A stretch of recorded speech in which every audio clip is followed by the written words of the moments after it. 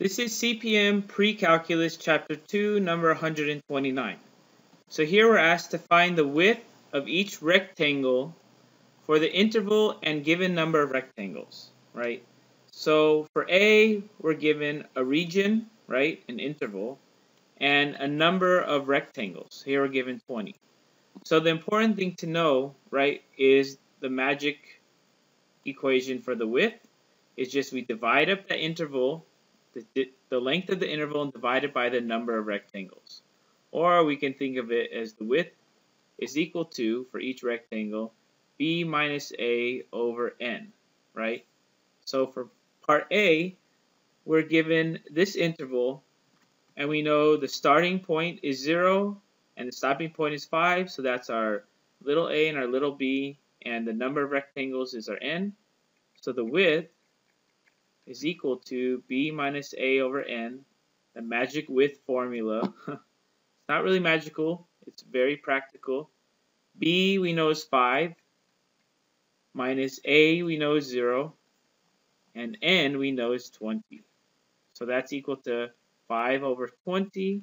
Simplify that, we can divide 5 into 5 one time, and 5 into 20 4 times. So it's equal to, the width of each rectangle will be 1/4, or you can go ahead and put it in a calculator or change it into decimal format, 0.25.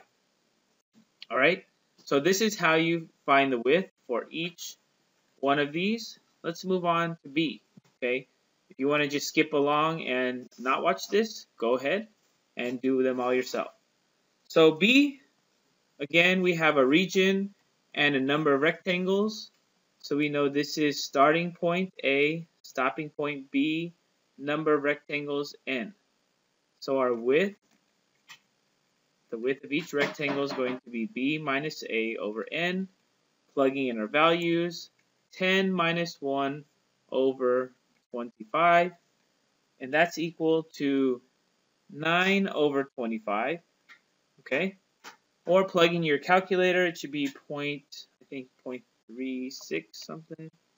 9 divided by 25, 0.36. Yes.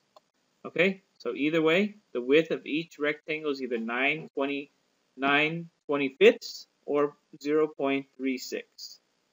And you could even say the width is a unit, right? So that's units if you would like, because we're not given the actual units of measurement, but we know it's a distance measurement.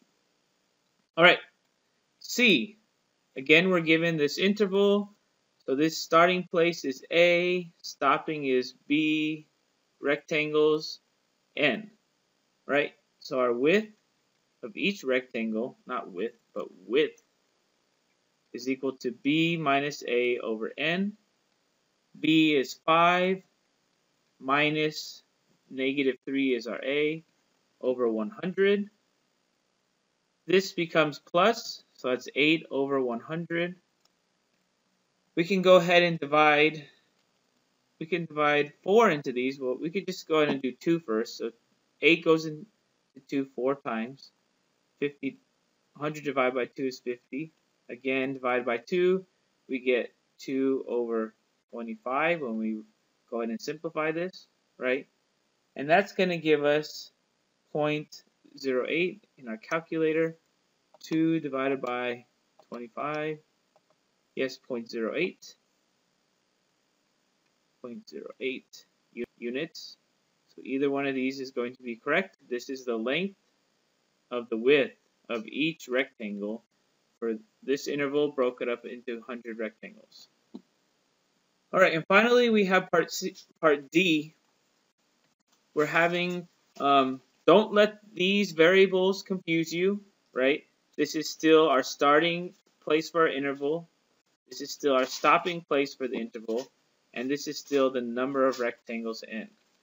So the width of each region is just going to be b minus a over n, or capital E minus capital B over capital N in width. So this right here is the width of each rectangle if this is the region, right? And again, that could be said in units, okay? All of them are units in length.